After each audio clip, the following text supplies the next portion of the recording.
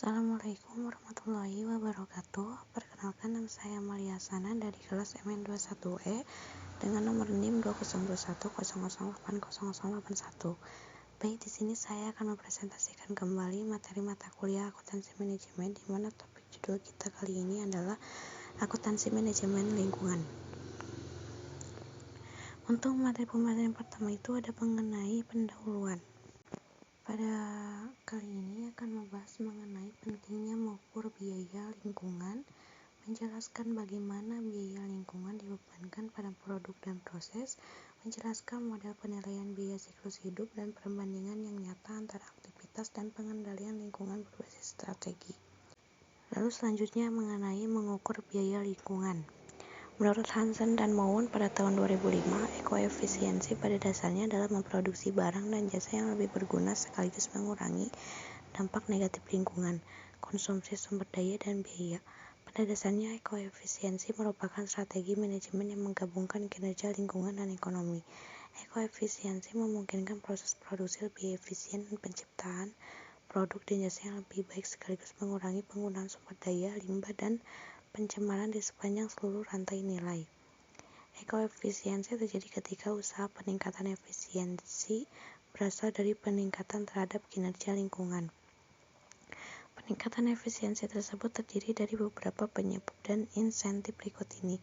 Yang pertama itu ada pelanggan menuntut produk-produk yang lebih bersih, karyawan yang lebih baik dan produktif, bertanggung jawab atas lingkungan, kinerja lingkungan yang lebih baik dan menghasilkan manfaat sosial yang signifikan, berfokus dalam peningkatan kinerja lingkungannya dan mengurangi biaya-biaya lingkungan dan terciptanya berbagai keunggulan yang kompetitif. Lalu selanjutnya adalah model biaya kualitas lingkungan. Penggunaan model biaya kualitas lingkungan total ini kondisi idealnya adalah nol kerusakan lingkungan atau dianalogikan dengan kondisi nol cacat dari total manajemen kualitas.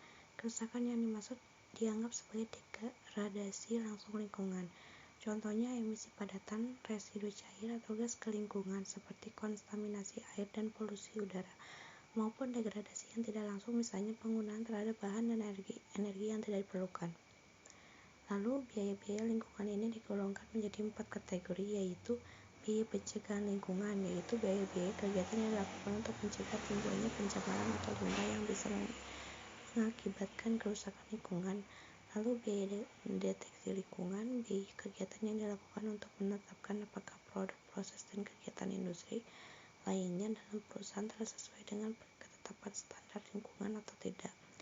Lalu biaya kegagalan internal lingkungan, biaya kegiatan perusahaan karena dapat dihasilkan kontaminasi atau pencemaran dan limbah tetapi tidak dibuang ke lingkungan, maka biaya kegagalan internal ini akan dikeluarkan dengan tujuan menghilangkan dan mengelola kontaminan atau limbah sekali diproduksi.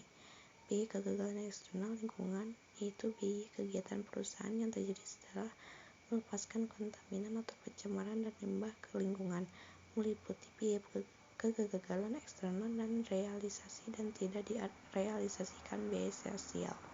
Lalu selanjutnya yaitu laporan biaya lingkungan. Laporan biaya lingkungan memberikan 2 dampak penting, yaitu yang pertama itu dampak atas biaya lingkungan terhadap profitabilitas perusahaan, dan yang kedua itu nilai atau jumlah relatif yang dikeluarkan per item kategori. Berdasarkan pandangan praktis, biaya lingkungan menjadi perhatian utama perusahaan jika jumlahnya relatif signifikan, karena biaya lingkungan secara MBA signifikan dapat mempengaruhi profitabilitas perusahaan.